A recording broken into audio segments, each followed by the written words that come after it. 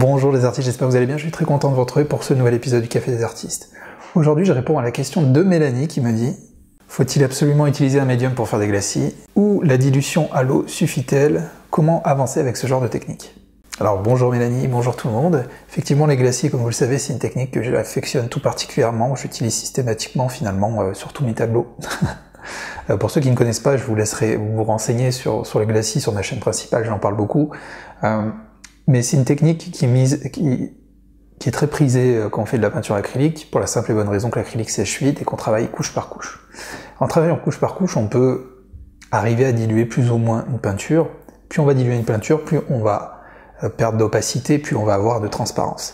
Cette transparence fait que visuellement, on va avoir la teinte de la couche supérieure qui va s'additionner visuellement avec la couche inférieure, et du coup ça fait ce qu'on appelle un glacis. Si par exemple vous mettez un peu de magenta par-dessus un bleu, vous allez visuellement avoir du violet. Pourtant les deux couches se mélangent pas physiquement l'une avec l'autre, mais on le fait visuellement.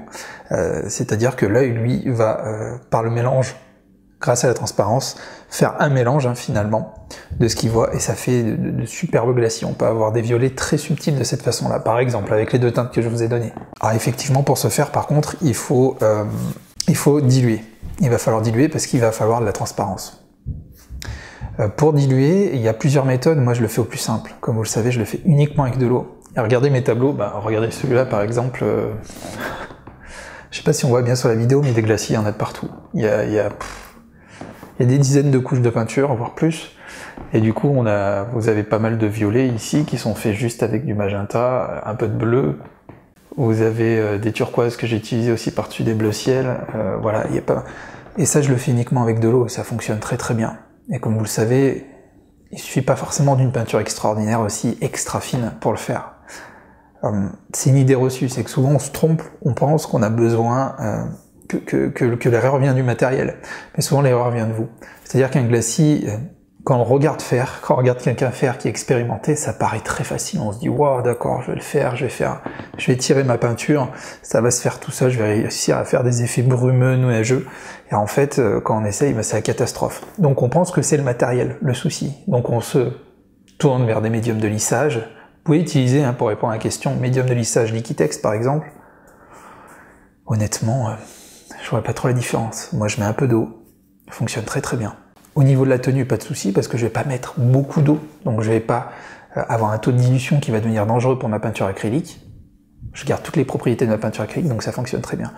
Mais l'erreur, le plus important, c'est d'apprendre à maîtriser le glacis. Il faut s'entraîner, s'entraîner, s'entraîner.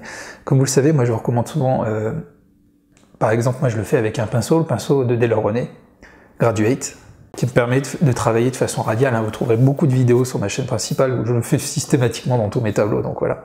Après, c'est pas forcément le meilleur des pinceaux, c'est celui qui pour moi répond parfaitement à mes besoins. Mais ça sera pas forcément le cas pour vous. Donc ce que je vous recommande, c'est d'expérimenter, d'essayer avec un peu d'eau, un peu de peinture. Vous mettez un peu de peinture par-dessus une couche sèche, vous mettez un peu d'eau, et surtout ces mouvements. Il va falloir passer beaucoup de temps sur la façon dont vous allez tirer la peinture. C'est pas vous mettez un peu d'eau, vous passez quelques coups et c'est fini. Non, c'est beaucoup plus subtil.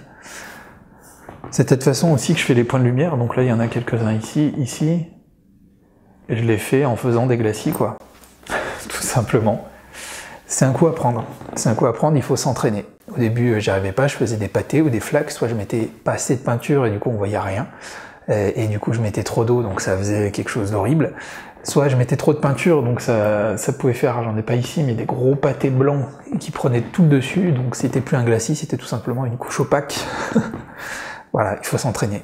Très peu de peinture, un tout petit peu d'eau, beaucoup de patience. Entraînez-vous, entraînez-vous. Donc c'est le meilleur moyen de progresser, c'est de faire des essais, et la plus grosse erreur qu'on fait, c'est le trop de peinture. Essayez avec des petites touches de peinture, prenez un peu de peinture sur votre couteau, vous la posez sur votre toile, vous mettez un coup de spray, et vous y allez. Et puis vous y allez tout doucement, moi c'est comme ça que je le fais. Donc voilà Mélanie, j'espère que ma question vous conviendra. Après, voilà, les glacis c'est super beau. Quand on commence un peu à les maîtriser, on s'éclate. Mais ça prend du temps. Moi j'ai passé beaucoup de temps pour arriver à faire ce que je fais aujourd'hui, et après je pourrais aller beaucoup plus loin. Bien sûr, sur les glacis, c'est une technique qui s'expérimente sur une vie entière.